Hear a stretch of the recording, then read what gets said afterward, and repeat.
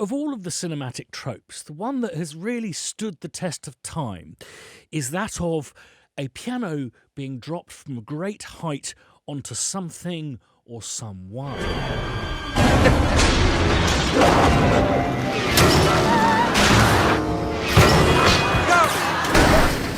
Oops.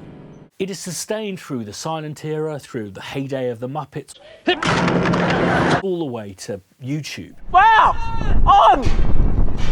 And why is this? Is it the knowing familiarity of these objects, that they tend to be expensive, family heirlooms, really heavy, and not the kind of thing you should hoist into the air?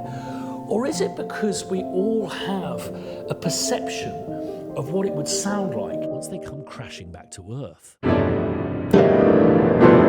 The thing is, I have my suspicions about whether a piano would actually sound like that if you were to hoist it and drop it. So I thought I'd find out by taking a piano, hoisting it into the air,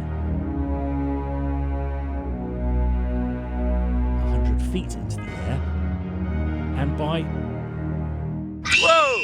and letting it fall back to Earth. I've recently learned how pianos actually work, and they're a weird Frankenstein-type object. It's actually a dulcimer with this keyboard mechanism attached, loaded into what is ostensibly a wardrobe. So the dulcimer is basically this solid cast iron frame, the thing that holds the strings at huge tensions. The average piano has just under 20 tons of tension in the strings. That's 20 giraffes. The thing is, the strings are actually very thin. They don't have a huge amount of surface area to move the air about with. So they're connected via this bridge here to the soundboard. This is the most important acoustic element of the piano. It's a huge sheet of wood, which you can see under the strings here, which is also held quite taut in a dome shape called a crown. So my fear is, by disrupting these key features, the strings being held at great tension, being attached to a bridge, being attached to a soundboard,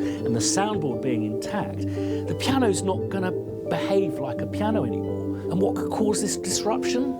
Well, I think dropping it from 100 foot probably would. Time to meet the Gimp. A vintage Broadwood made especially for John Cuthbertson and Sons in Glasgow in 1900 and frozen to death. This beast has had the shit played out of it, has really seen better days, and was about to be thrown onto a tip. We felt it only appropriate to rescue it and see this piano off with more of a dignified bang. And when I say it's had the shit played out of it, the elephant is falling off it. It's been played so hard, very much on its last legs. So in order to usher the very best, its inner beauty out, we thought we'd go and get some tools.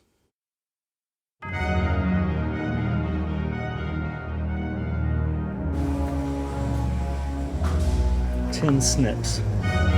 Yeah, that sounds good. And I think we're going to need some safety goggles as well. Just thinking more. And I have the sense I can do something with this too. We definitely need some goggles. Can we get a bag as well, please? So all we need now is a place to record it.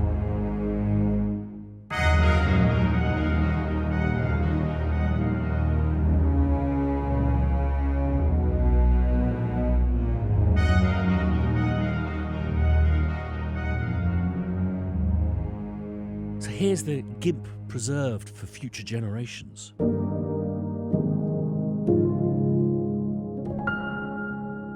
Has a mellow, endearing quality. But we also saw this as an opportunity to carry out some experiments, doing things that you wouldn't nor shouldn't do with a piano, including giving it a good flanneling.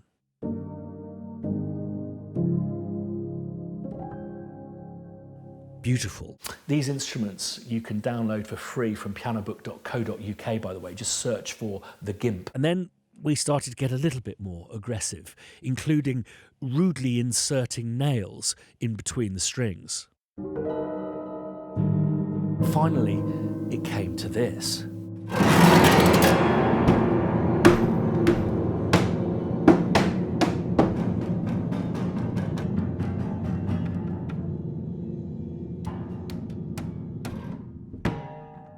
So after a day of cruel torture, we decided to put the Gimp out of its misery, hoist it up 100 feet in the air and find out for once and for all, what does a piano actually sound like when it falls back to earth?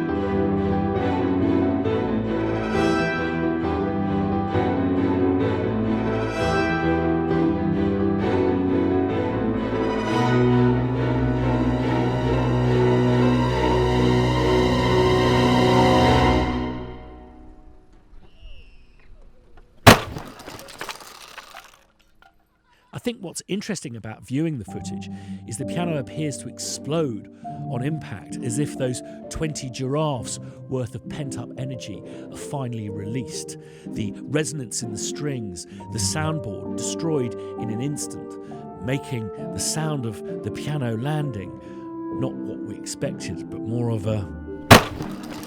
But I guess, like many cinematic tropes, there's a bit of artistic license. When you punch someone in the face, it doesn't sound like this. Candles aren't loud, and nightclubs aren't quiet. Where you been? You were supposed to be here at midnight. Girl, you can't rush perfection. And pianos, well, when you drop them, they just splat.